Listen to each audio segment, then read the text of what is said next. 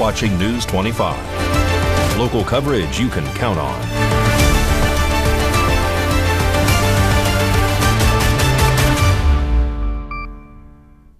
Thank you for joining us here on News 25 and Ace Country Radio and streaming at KPVM.TV.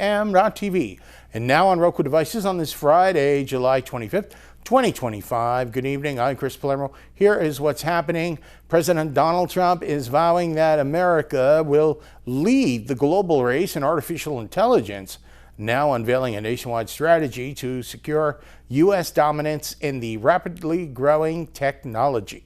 According to President Donald Trump, America is going to win the global race in artificial intelligence, unveiling a sweeping federal strategy aimed at securing U.S.'s leadership in the emerging technology. This is dubbed as Winning the AI Race, America's AI Action Plan. The 28-page blueprint outlines more than 90 proposed policy actions under 3 key pillars: accelerating innovation, building a national AI infrastructure, and asserting global dominance in AI diplomacy and security. Now let's take a look at what President Donald Trump said during a summit. As we gather this afternoon, we're still in the earliest days of one of the most important technological revolutions in the history of the world.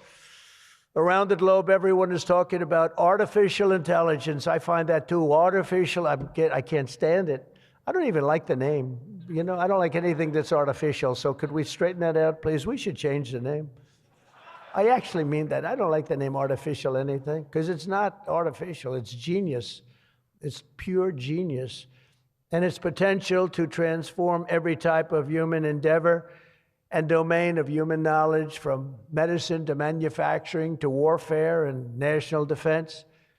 Whether we like it or not, we're suddenly engaged in a fast-paced competition to build and define this groundbreaking technology that will determine so much about the future of civilization itself, because of the genius and creativity of Silicon Valley. And it is incredible, incredible genius. Without question, the most brilliant place anywhere on earth. America is the country that started the AI race.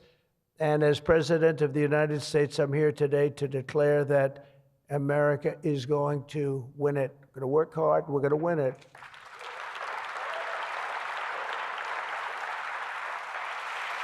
Because we will not allow any foreign nation to beat us. Our children will not live on a planet controlled by the algorithms of the adversaries advancing values and interests contrary to our own. We don't want to have contrary interests. We want to get along, and we'll get along with other countries. We're having a great relationship, as I told you, with those countries that we mentioned, with Japan and Indonesia and so many others. The European Union, we're getting along very well with China. A lot of respect for President Xi. We have a great relationship, and we'll see how it all works out. But we're getting along with countries it's really been pretty amazing, I will say that, and it's a good thing. It's a good thing, not a bad thing. So from this day forward, it'll be a policy of the United States to do whatever it takes to lead the world in artificial intelligence, such an important thing happening. This is really something that nobody expected. It just popped out of the air, and here we are. But we will defend our nation, our values, our future, and our freedom, and it will be really great. But what we really need to be successful is a very simple phrase called common sense, and that begins with a common sense application of artificial and intellectual property rules. It's so important. You can't be expected to have a successful AI program when every single article, book, or anything else that you've read or studied, you're supposed to pay for. Gee, I read a book, I'm supposed to pay somebody. And you know, we appreciate that, but you just can't do it because it's not doable.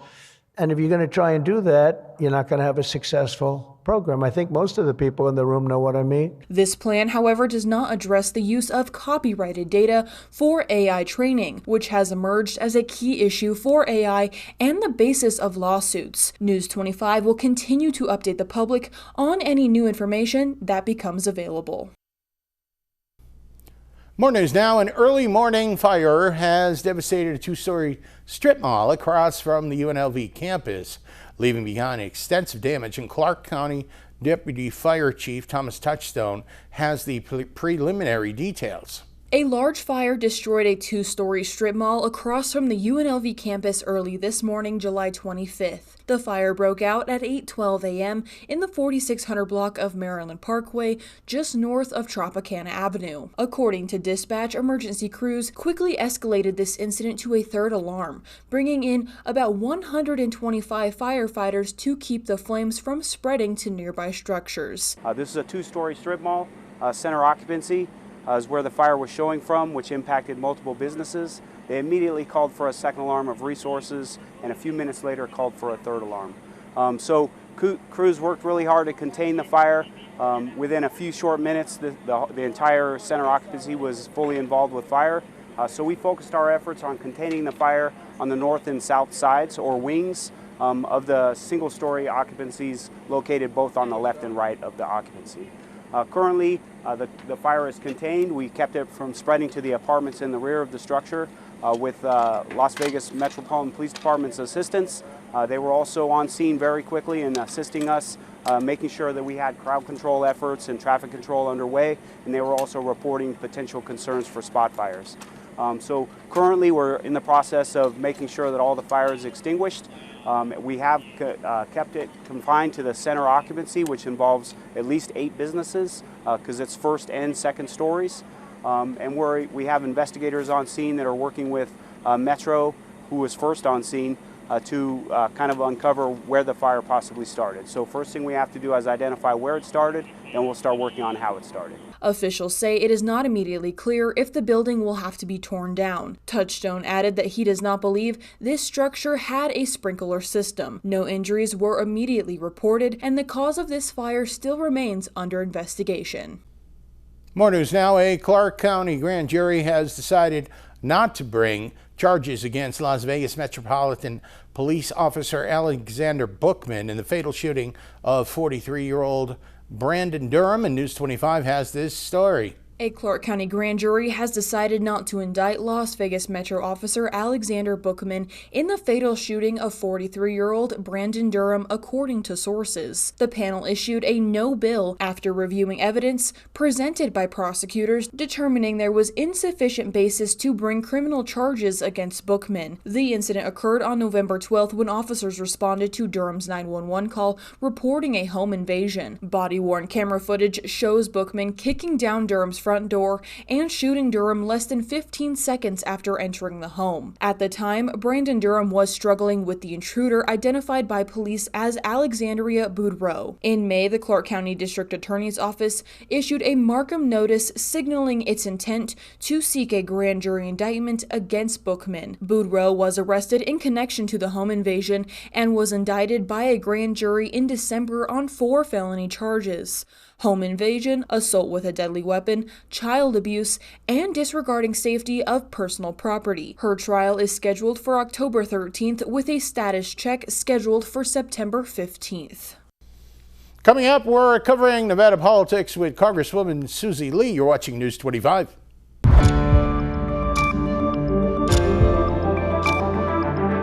You're watching News 25. Local coverage you can count on. News 25 is brought to you by Mountain West Lawyer, Injury Attorneys, 727-9500. Welcome back to News 25. I'm Chris Palermo. On this Friday, Congresswoman Susie Lee took to social media today to criticize the big, beautiful bill and calling the House of Republicans a clown show. News 25 has the details. On July 25th, Congresswoman Susie Lee released a video message on social media sharply criticizing House Republicans. In the video, Lee accused them of canceling nearly all scheduled votes, claiming it was because they're afraid of releasing the Epstein files. She also referred to the group as a clown show, attempting to convince Nevadans that the so-called big beautiful bill is a good deal. Hey everyone, well, it's been a crazy week in Washington as Republicans canceled pretty much all of our votes because they're afraid of releasing the Epstein's files. But yet they plan on bringing their clown show to town, literally to try to convince Nevadans that this big bullshit bill is a good deal for us. Don't be fooled, okay? First of all, we stand to see over 100,000 people lose their health care. 8,300 clean energy jobs will be gone. Nevadans are going to see their energy costs go up. And let's just take a second to talk about the no tax on tips, because I'm sure they're going to be in Vegas talking about how you're no longer going to tax tips, overtime, Social Security. Don't be fooled, because number one, those tax breaks are capped. If you earn over $150,000, you will see your benefit decline. And not only that, they're not permanent. They expire in 2028. But guess whose tax breaks are permanent? 80% of the tax breaks go to the wealthiest 20% of Americans, and they don't expire in 2028. This is the largest transfer of wealth in American history. And not only that, we're going to leave the bill to our kids as it adds $4.4 trillion to the deficit. Lee continued her remarks with a pointed jab, saying, if you put lipstick on a pig, it's still a pig. So, you know what? I always say, if you put lipstick on a pig, it's still a pig. Republicans are going to try to come to Nevada, try to convince you that they passed a bill that's going to work for you, but it actually only works for the wealthiest Americans. So tomorrow, when you hear that Republicans are here talking about the great pieces of this bill, remember what I told you. This is a bill that literally benefits the wealthiest Americans, and it is the hardworking Americans who have made not only Nevada great, but our country great, who will be left holding the bag. All right, we're switching gears a bit. Now here's Mikey Ruhan to tell us what's cooking this Sunday morning or on the radio side on Classic Country Breakfast on Ace Country Radio and streaming on Channel 25.8 and now on the new Ace Country Radio app. And talk about the Women Behind the Lyrics project you're involved with. Yeah, I'm really excited to be part of an upcoming documentary called Women Behind the Lyrics, which was found by Synapse Publishing and Entertainment. And it's myself, Wendy Moten, Delaney Ann, and Judy Pastor.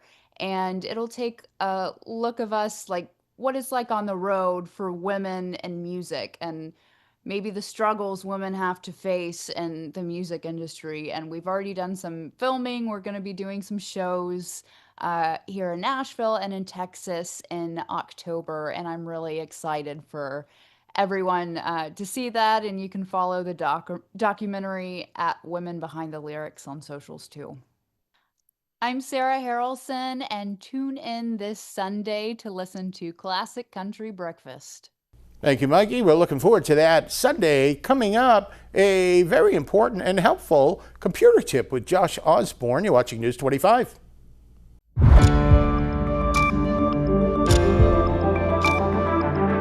You're watching News 25. Local coverage you can count on. News 25 is brought to you by J.K. Nelson Law, voted Best of Las Vegas. Give them a call, 702-727-9900.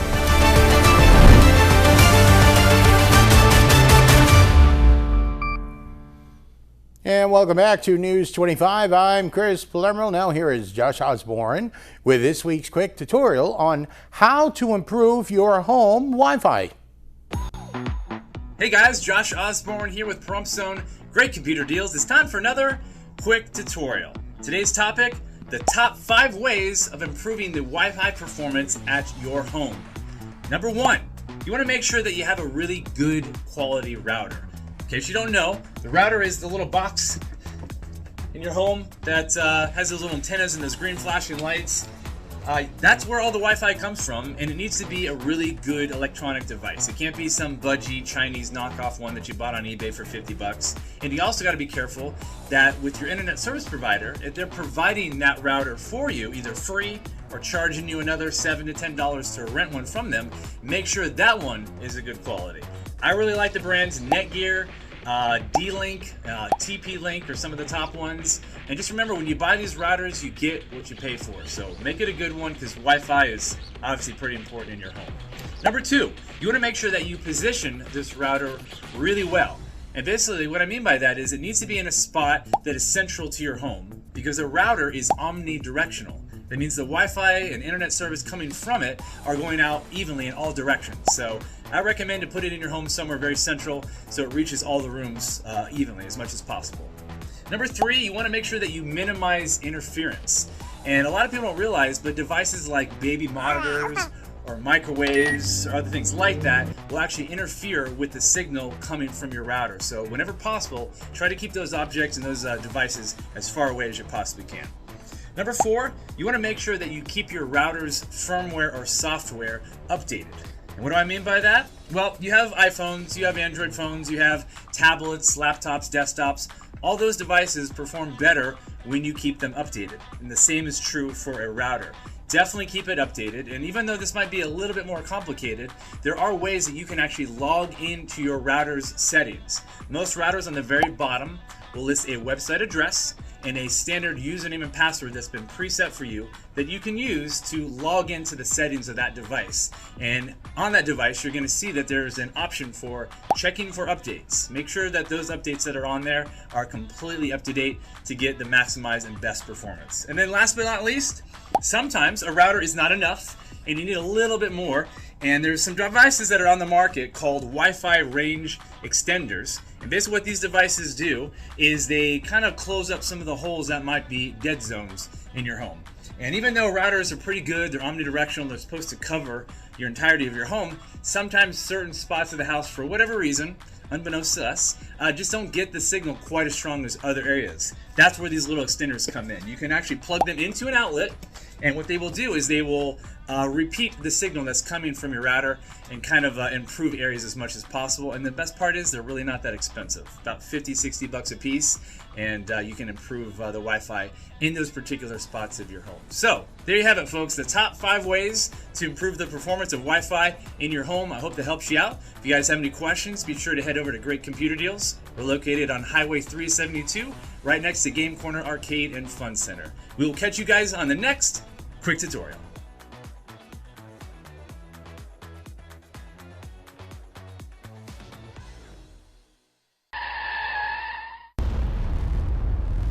News 25 WeatherCam is brought to you by Lerner and Rowe Injury Attorney's Office in Pahrump. In a wreck, need a check? Call 702-877-1500. So Lerner and Rowe WeatherCam, Intermountain Health in Pahrump. This morning the horses are enjoying the cool weather, or maybe they're waiting for the lab to open to check their cholesterol from the stuff that the people are feeding them.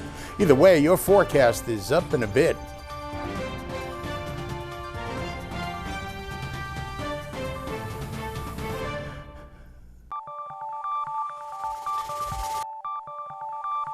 Weather is sponsored by the Nevada Dairy Farmers and the Dairy Council of Nevada, sharing the love of all things dairy. Celebrate the best moments with milk. Milk the moment. And the weather is also brought to you by the Ponderosa Dairy, Nevada's largest dairy, fresh from our farm to your table.